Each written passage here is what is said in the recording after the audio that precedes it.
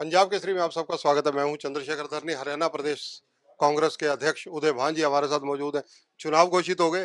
अब कांग्रेस का क्या दावा है? कांग्रेस तो इंतजार कर रही थी कि भाई जल्दी से जल्दी इस सरकार से मुक्ति पाए, और कांग्रेस ही क्या, सारी हरियाणा प्रदेश की जनता इंतजार कर रही थी, टक टक की लगा करके इंतजार कर रही थी कि कब इलेक्शन कमीशन इलेक्शन कराए। क्योंकि सारे तंग परेशान और दुखी थे इनकी जो 10 साल का जो कुशासन से। पूरी तरह से इनको इनको हटाने के लिए सरकार तैयार, ये लोग वक्त तैयार बैठे थे। कितनी और सीटों का दावा है? हम्म, कितनी सीटें जीतने का दावा है? 70+ रहेंगे। जो मुख्यमंत्री ने आज बयान दिए सुबह प्रेस कॉन्फ्रेंस में, 13 उन्होंने कांग्रेस से सवाल पूछे, उसको लेकर आपकी टिप्पणी क्या है? मुख्यमंत्री के पास बयान ही बयान है, और कुछ है ही नहीं बेचारे के पास। वो कहता है कि गुरु मेरा बिल्कुल, उसमें कोई अकल नहीं थी, इन्होंने कुछ काम नहीं किया, मैं काम करूंगा। मैं जो है ना, सारे सारे जो अब ये कि रोज घोषणा ही घोषणा करनी। ये बताया कि घोषणा इम्प्लीमेंट कौन सी करी है, और क्या आरोप लगाना चाहते हैं ये। अरे भाई, 10 साल से तुम राज में बैठे हो, जनता तुम्हारे से हिसाब मांग रही है। हमारा तो कांग्रेस पार्टी का तो उससे पहले 10 साल था, और आज ये क्या कांग्रेस से सवाल कर रहे हैं? सवाल तो आज जनता से जाएगा ना, जब पता लगेगा। जब कांग्रेस के राज में नारा लगता था ना कि हुड्डा तेरे राज में जीरी गई जहाज में, फिर यहाँ लगता था खट्टर तेरे राज में जीरी गई ब्याज में। किस तरह से किसानों को साथ में, किसानों की तरह से भाव जो मिले, हुड्डा साहब के समय जो खुशहाली थी, जो इस प्रदेश की तरक्की हुई, किस तरह से चाहे वो दिल्ली से बल्लभगढ़, दिल्ली से गुड़गांव, दिल्ली से बहादुरगढ़ जो मेट्रो लाइन लेकर के आए। ये सवाल इनकी झूठी घोषणा के कि 26 जनवरी 2016 को मुख्यमंत्री खट्टर कहते हैं कि फरीदाबाद से गुड़गांव मेट्रो मंजूर, 6900 करोड़ रुपए खर्च आएगा, 32.14 किलोमीटर की सड़क बनेगी, 12 उसमें स्टेशन, 32.14 किलोमीटर की लाइन होगी मेट्रो लाइन, और उसमें ये 12 स्टेशन बनेंगे, और 2021 तक उसमें मेट्रो का संचालन हो जाएगा। और इन झूठे लोगों से पूछो कि 8 साल हो गए, 8 साल में एक फूटी कौड़ी भी तुमने कोई प्रोविजन किया है कोई किसी भी उसमें बजट में? भ्रष्टाचार को सिवाय लेकर झूठ के और कुछ नहीं। भ्रष्टाचार को लेकर भ्रष्टाचारियों की तो सारी जमात इकट्ठी हो रही है। नहीं, जो मुख्यमंत्री ने कहा है कि कांग्रेसियों का भ्रष्टाचार में मुंह डूबा पड़ा है, खून निकलता है मुंह से, इस टिप्पणी को कैसे लेंगे? ऐसा है कि इनको स्वभाव बदजुबानी के और तो कुछ है नहीं। अब बताए ना, अरे भाई 10 साल से तुम शासन में हो, अगर कोई भ्रष्टाचारी है तो आज तक क्यों खुला बैठा है? उसके खिलाफ कार्रवाई करने की जिम्मेदारी किसकी थी? हम कांग्रेस के मुद्दे हम क्या रहेंगे? बताएंगे इनके जो भी भ्रष्टाचारी हैं कांग्रेस के उनका। मुद्दे क्या रहेंगे इलेक्शनों में? कांग्रेस के मुद्दे सीधे सरकार के जो कुशासन को, जो इनकी जो नीति पॉलिसी जो रही है, जो इनके नॉन परफॉर्मिंग, जो इनका जो रहा है गवर्नमेंट का। आप बताएं कि बेरोजगारी में हरियाणा नंबर 1 पर क्यों है, महंगाई में नंबर 1 पर क्यों है, कानून व्यवस्था क्यों ठप हो गई है, क्यों रोज यहाँ पर फरौती मांगी जा रही है, क्यों यहाँ पर जो है मर्डर और बलात्कार की घटनाएं जो जिस तरह से हो रही है, रोज 4 मर्डर के केस आ रहे हैं, 5 बलात्कार के एवरेज केस आ रहे हैं, 13 अपहरण के आ रहे हैं, 46 महिलाओं के प्रति अपराध आ रहे हैं, 96% एससीज के प्रति इनके जो अत्याचार बढ़े हैं उनके उनके साथ में। भाई इनको कौन जवाब देगा? किसानों और जिस तरह सरपंचों से जो परिवार पहचान पत्र को हथियार बना करके इन्होंने जो 9.5 लाख गरीबों के पीले राशन कार्ड काटे, उनका जवाब तो देना पड़ेगा। जवाब देना पड़ेगा। इन्होंने 4.25 लाख बुजुर्गों की पेंशन क्यों काटी?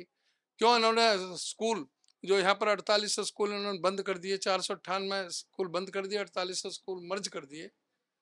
पूरी तरह से स्कूल की जो शिक्षण व्यवस्था इन्होंने तहस नहस कर दी। इन्होंने बजट भी 10,676 करोड़ रुपए वापस कर दिया। हाई कोर्ट ने इन पर 5 लाख रुपए का जुर्माना लगाया। कहीं भी जो है ना पूरी ये उन सरकारी स्कूलों में कितने बच्चे पढ़ते हैं?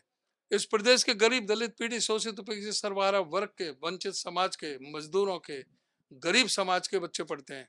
उनको शिक्षा से महरूम करने का षड्यंत्र सरकार ने किया। पूरी तरह से तहस नहस शिक्षा व्यवस्था को कर दिया। जहां मेडिकल के लिए 42,000 रुपए थे कांग्रेस के समय में, इन्होंने 10 लाख कर दिया। कोई गरीब आदमी डॉक्टर नहीं बना सकता कोई भी, इन्होंने इस तरह का किया। आज पूरी तरह से जब जो उनमें भी जो स्टाइपेंड मिलता था गरीबों को, उसमें भी घोटाला कर गए। जो जो 10 लाख से ज्यादा परिवारों को टूटी कनेक्शन पानी का दिया था, उनमें भी हम नोटिस भेजने शुरू कर दिया। सरपंचों और किसानों को मनाने की क्या कई घोषणाएं आज किसान तो तैयार बैठे हैं कि भाई ये सरकार ये जवाब इनसे मांगेगा कि जो कह रही थी किसान बगैर पिटे बगैर सर फूटे नहीं जाना चाहिए। ये जो किसानों को जिस तरह से रास्ते बंद किए, कील कांटे बिछाए, जिस तरह से ड्रोनों से हमला किया गया, लाठियों से हमला किया गया, किस तरह से ठंडी पानी की बौछारें फैलाई मारी गई उन पे, क्या किसान क्या कर रहे थे? कोई वो आतंकवादी थे? उनको कहा गया कभी कोई खालिस्तानी कहे, कभी कोई उनको आतंकवादी कहता था, कभी कोई सिखों का आंदोलन बताता था, कभी अब ये सारे जवाब देने पड़ेंगे ना। 13 महीने तक क्यों किसान रहा सड़क पर? एमएसपी की लीगल गारंटी की इन्होंने अपने घोषणा पत्र में बात कही थी या नहीं कही थी? नरेंद्र मोदी ने कहा था कि नहीं कहा था कि हम इसको लीगल गारंटी देंगे? नरेंद्र मोदी ने कहा था कि नहीं कहा था कि 2022 तक किसान की आमदनी दुगनी कर देंगे? आज किसानों के साथ किस तरह का अत्याचार किया है इन्होंने? आज किसान का बताइए बताइए कि क्या आमदनी डबल होगी? आज सारा जो किसान की फसल का एमएसपी कितना मिलता है, कितने फसल पे मिलता है? और वो भी जब वो पोर्टल ही खुलता नहीं मिलता। जब मेरी फसल मेरा ब्यौरा, एक बहुत बड़ा धोखा कर दिया किसान के साथ में। जो फसल लेकर के खड़ा मंडी पे, कहते कि तेरा तो पोर्टल नहीं खुल रहा। ये पोर्टल की सरकार, पोर्टल से वोट मांग ले। आम आदमी पार्टी और समाजवादी पार्टी, इन दोनों से क्या किसी दल से गठबंधन होने जा रहा है कांग्रेस का, या अकेले अपने दम पर लड़ेंगे? नहीं, कांग्रेस पार्टी अपने दम पर लड़ने में पूरी तरह से सक्षम है।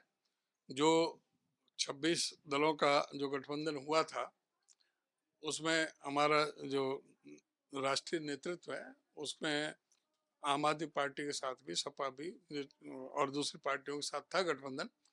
और जब आम आदमी पार्टी से गठबंधन हुआ तो हमें, जैसे को गुजरात में 26 में से 24 सीटें हमें मिली, 2 सीटें गोवा की मिली, चंडीगढ़ की हमें सीट दी, 3 सीट उन्होंने हमें दिल्ली में दी।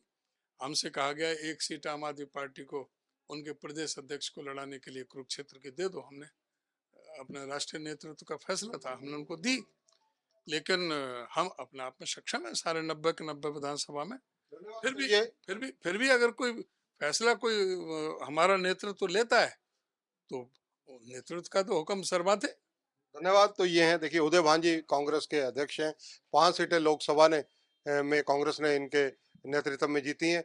फिलहाल ये कह रहे हैं कि नायब सिंह सैनी को सवाल करने का कोई अधिकार नहीं है। जो मुख्यमंत्री हैं हरियाणा के, चुनाव आचार संहिता लागू हो चुकी है। कांग्रेस के ऊपर जो सवाल दागे उन्होंने सुबह आज प्रेस कॉन्फ्रेंस कर उसका सभी का उन्होंने जवाब दिया। एक और कुछ कहना चाहते हैं? नायब सिंह सैनी को ये भी बताना चाहिए, ये बहुत कहते हैं हमारा बहुत बड़ा संगठन है, हमारे पन्ना प्रमुख है।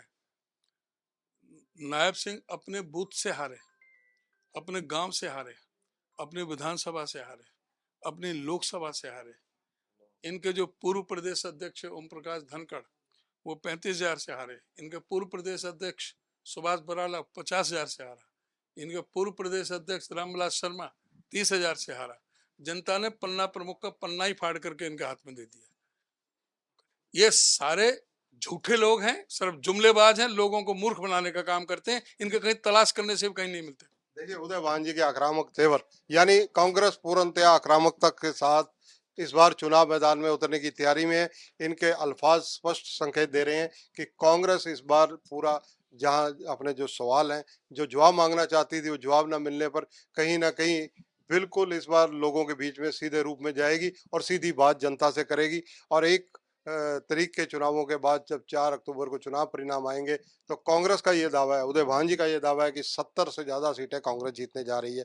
फिलहाल भविष्य के गर्भ में क्या है, ये देखने वाली बात रहेगी। मतदाता महान है और मतदाता किस ओर जाता है, ये सब देखा जाएगा आने वाले समय में। कैमरामैन संजय सिंह के साथ चंद्रशेखर धरनी, पंजाब केसरी टीवी, चंडीगढ़। हमसे जुड़े रहने के लिए हमारे YouTube चैनल को सब्सक्राइब करें और नई वीडियो की नोटिफिकेशन के लिए बेल आइकॉन को दबाएं। अगर आप ये वीडियो Facebook पर देख रहे हैं तो लाइक जरूर करें और ज्यादा से ज्यादा शेयर करें। धन्यवाद।